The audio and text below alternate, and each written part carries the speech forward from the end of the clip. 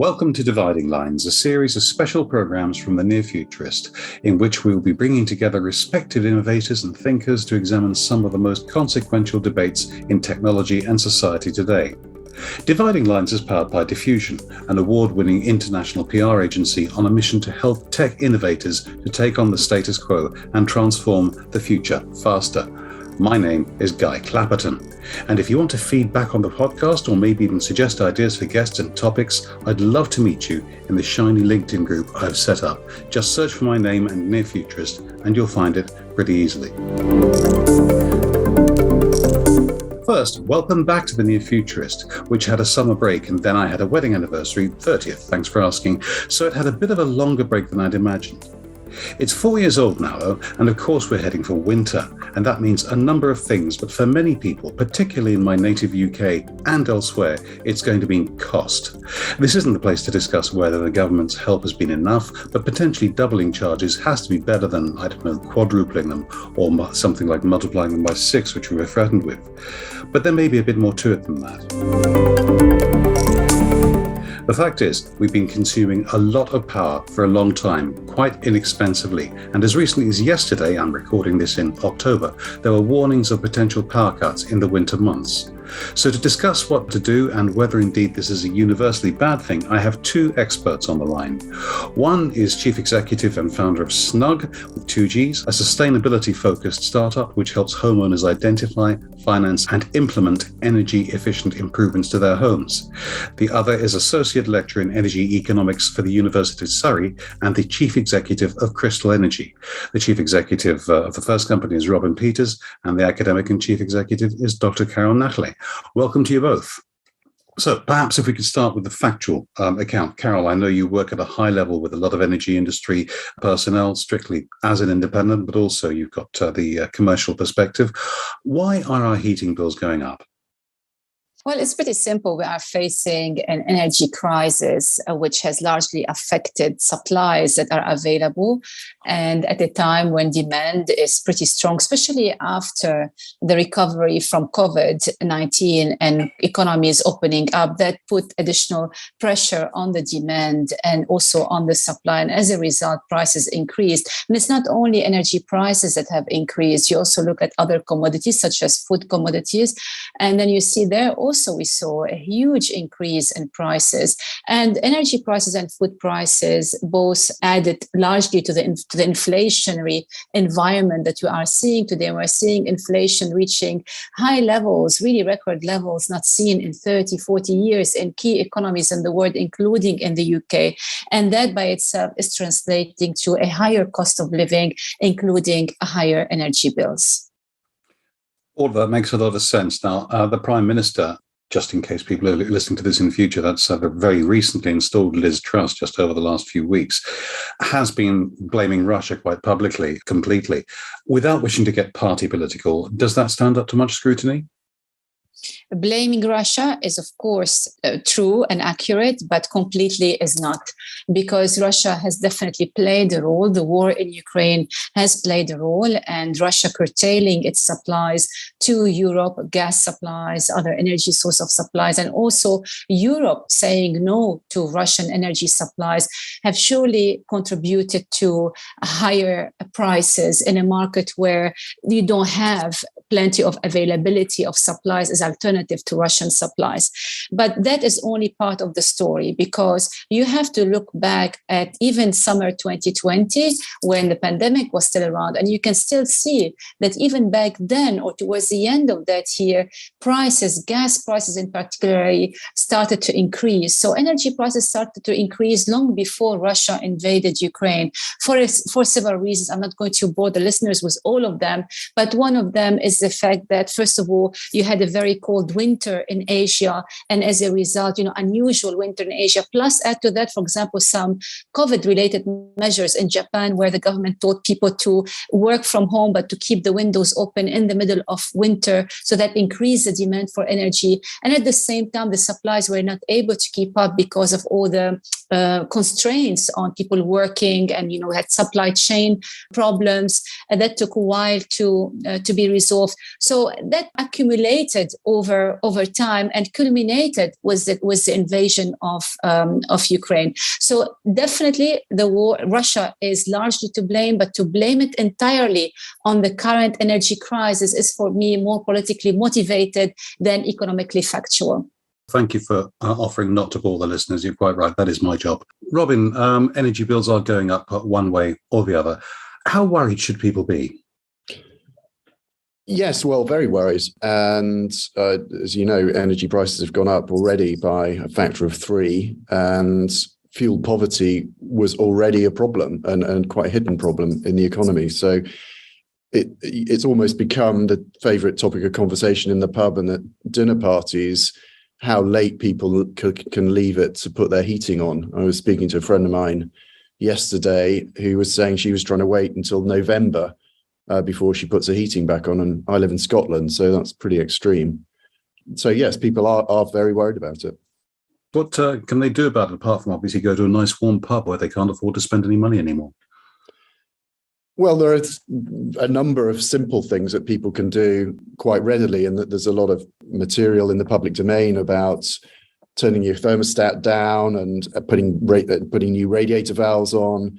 But there is quite quickly you get into making structural changes to your house to improve energy efficiency. But that can start simple as well, putting energy efficient light bulbs in, etc. And there are a number of things like, that have gone out of favor recently, but having curtains is a good thing. Putting carpets down, draft excluding skirting boards, etc. There are a lot of pretty simple measures that people can do to quite significantly reduce their energy consumption. And also a lot of topics which have been around for some time, loft insulation. 60% of houses in the UK don't have sufficient loft insulation, and we've been talking about that for decades. We have indeed. A lot of this is about lifestyle and about habit. And one interesting thing to me is that we've all been pretty profligate with our energy use. I put my hands up to that for quite some time now. This can be even more prevalent overseas. I was on holiday in Dubrovnik recently, and I noticed that an awful lot of people would keep their cars running when they were waiting for somebody or whatever. We would, by instinct in the UK, turn our cars off. I don't know whether we would have done so 20 years ago, perhaps. But Carol, as with the academic background, is there any data on how good or bad we are at energy conservation in the UK? Yeah, you can access this data and compare it across countries, but also you have to look at it from at different levels. So not just at the country level, because it can be misleading, but you can look at, for example, households versus, let's say, building. And on building, I have to say the UK is not really stellar because of the poor insulation that you find here, for example, compared to houses in Germany. And there is a lot we can do to improve that aspect. And that by itself is not really something bad, because it tells you that you can do a lot on the demand side to curtail demand and consumption just by taking very simple measures and tackle those areas where the UK is lagging behind when it comes to energy conservation and efficiency. There's also the fact that a lot of the housing stock in the UK is very old, of course. If you're looking at, say, the USA, most of the housing stock there is going to be a couple of hundred years old at most. In the UK, we have some houses going back 4 or 5 centuries, not the majority, of course. But I'm just wondering how energy companies and governments react to the fact that people could be doing something, but apparently they're not. I mean, Carol, do you have any instinct as to why people don't take these simple measures like insulation, like draft excluders, as Robin's just suggested?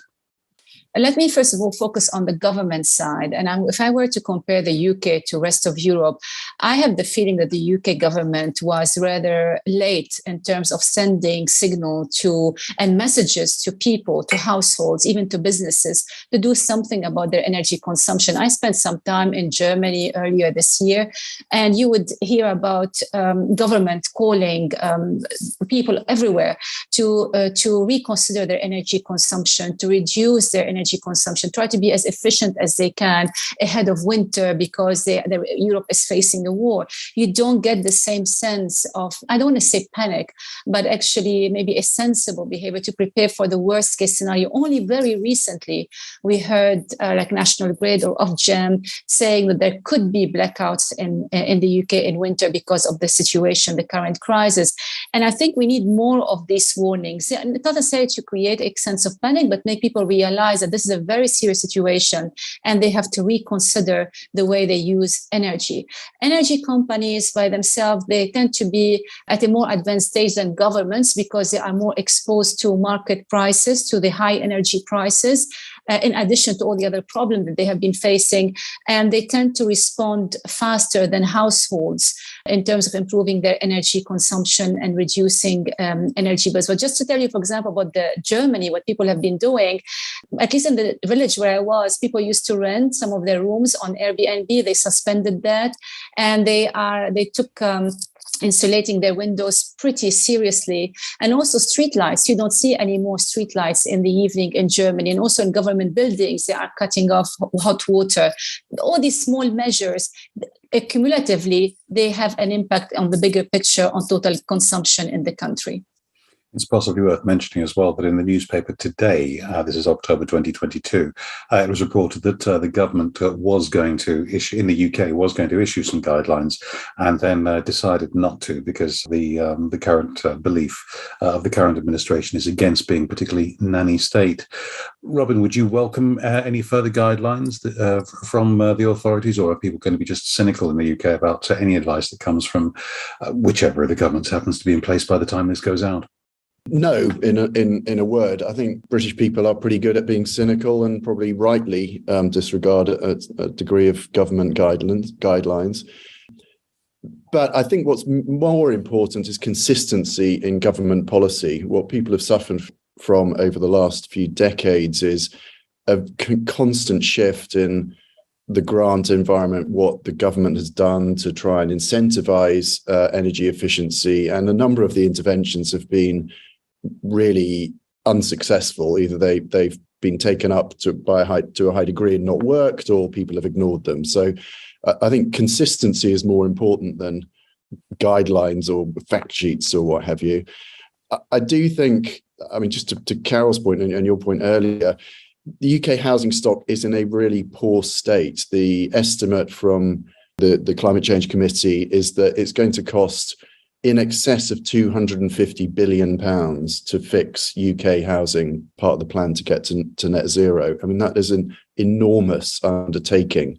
And even before the current crisis, the government did not have anything like the funds available to support that.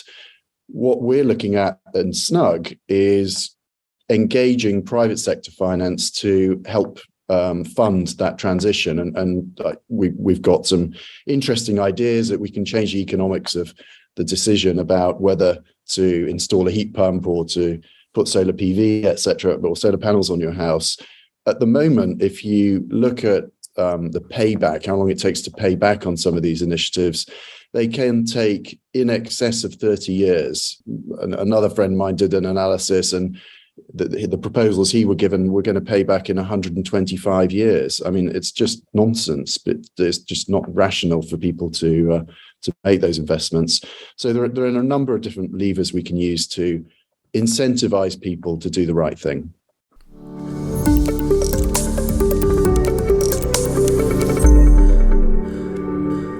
Do you want to sound as confident as my interviewee in this episode? If you talk to the press or other media, are you worried you'll be misquoted, or they'll just publish their story and not yours? Clapperton Media Associates can help with coaching. Drop me a note, guy@clapperton.co.uk, and we'll arrange a time for an exploratory call. Now, back to the podcast.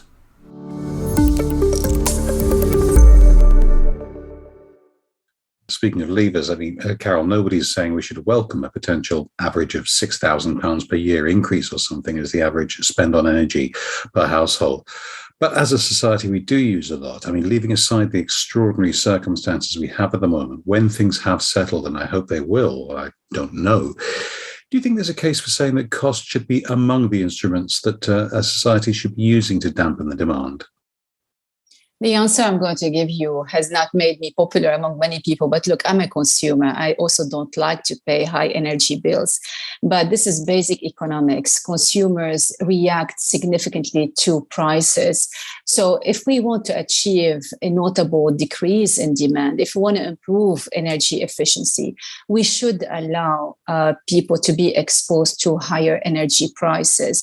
I'm not saying everybody can afford them. There are those, so the low-income households should receive some support and protection from the government. But there is a significant proportion of the population which not can afford, but can react to higher energy prices. And this is not me speaking. This is not my personal opinion. This is factual. This is data that has accumulated over years and decades everywhere around the world. If energy is cheap or it's not, expensive, we don't really think twice about our consumption pattern. I used to live in the Middle East in Abu Dhabi. Their electricity is super cheap. Did I care about switching off all the light bulbs when I left home? Not really. And I had a big house there. Here I have a tiny flat in London. And I bet, I make sure I switch off every single light before I leave my apartment, and I leave the heating at a very low temperature. Whereas in Abu Dhabi, you would put the AC on even if you're not in the house, so that by the time you go back, it's pretty cool. And you do that only because energy is cheap. So we should not look at high energy bills as evil. They are not pleasant. I don't like to pay them, but they may be actually the most powerful tool we have around to get over this crisis with a slower demand growth. I can take the logic of that. I still, having elderly relatives, or at least one as I do, I still have concerns about affordability for the basics rather than for the discretionary stuff, I think is what we're moving towards. Robin, what's your perspective on that? Probably not surprisingly, I disagree. Just remember, not that long ago, there was a view that energy was going to be so cheap that people shouldn't even put meters in their houses because nuclear power was going to create endless, boundless, limitless energy for people. And I'd actually come from the thesis, well, why not? If we can generate clean energy cheaply, why shouldn't it be available in great quantities to people? And going back to the point I made earlier, high fuel prices have certainly got people's attention, but it's not driving the right kind of behavior or change. So people are living in cold houses rather than making the structural improvements to their house that they really need to do. And we need to incentivize people to make the right decisions. And we are a first world country. People should be able to have cheap energy and live in comfortable homes. Okay, you've mentioned a couple of alternative sources, nuclear, for example, and solar. And of course, there's also wind out there. The government seems very keen on fracking and less so on solar energy. I could be just caricaturing it, and that's not my intention, but that's certainly been the headline stuff. Carol, is that a coherent strategy? First of all, I'm not quite sure if the government is more keen on fracking than on solar energy, because to be fair, the UK government is still pursuing an aggressive climate change agenda and is still a big fan of green energy, rightly so. But they are also looking for other options, or I wouldn't say alternatives, but complementary solutions to allow greater supplies to come to the market and therefore put downward pressure on prices. And this is where fracking or looking for shale gas in the UK is attracting a greater attention. Whether it will solve the problem, I have my own doubts, because if we look globally where shale gas resources are, you can find them everywhere, but only the US is a main producer of shale oil and gas resources, even though they are not sitting on the largest shale oil and gas resources. And this is because the US has very, very peculiar market conditions where individuals own the resources below the ground, which is not the case anywhere else around the world. You have vast areas with low population density. You don't have that in the UK. And in the US, it took a while to get that technology ongoing and all the regulations in place and the infrastructure you need, because it's quite intensive operation, trucks, waters, chemicals, you name it. And I'm not quite sure it is wise to put a great bet on shale gas or fracking the technology to get the shale gas out of the ground as a solution to the crisis. I think you'd get more from the North Sea, if you want to talk about gas, from the aging gas fields, from perhaps new smaller gas fields than you might get from fracking, at least under existing conditions. Okay, Robin also mentioned other alternatives such as nuclear. Is there enough happening on that, do you think, Carol? With nuclear energy, I have my reservation about the UK policy. Robin mentioned earlier the lack of consistency and the importance of having coherent, consistent policy. And I find that pretty lacking in the UK. There is a great potential for nuclear energy, particularly if we see the small modular reactors, which are, if you want, a mini version of the conventional, traditional nuclear power plants. But the technology has not been really proven yet. It's a very nice concept, but I think we're not far from it. So hopefully if that progresses, then we might see nuclear power playing a bigger role. But in the UK, I have my own reservations about the lack of consistency in the government policy vis-a-vis nuclear power. Okay, and what's the picture worldwide? It varies significantly, because if you ask me which source of energy is the most controversial, I would say nuclear energy. And I'm not going to go too far. I just look at the EU, for instance. You have countries like France. They rely significantly on nuclear power for electricity generation, whereas next door, Italy does not use nuclear. And Germany wanted to put an end to its nuclear fleet by the end of this year, but they extended it until next year only because of the crisis. So nuclear energy is a very divisive source of energy. Austria wanted to take the EU to court because they labeled nuclear power as sustainable green energy, and they don't like that. So it's pretty also inconsistent in the rest of the world because of the controversy surrounding nuclear power. Okay, so the obvious questions to be asked there. And I think also there's an element of emotion in the word nuclear, which perhaps we need to step away from eventually if we're going to get to the truth of whether it's any use or not. Back to today, of course, Robin, you're working on a platform that helps people finance and implement energy efficiencies.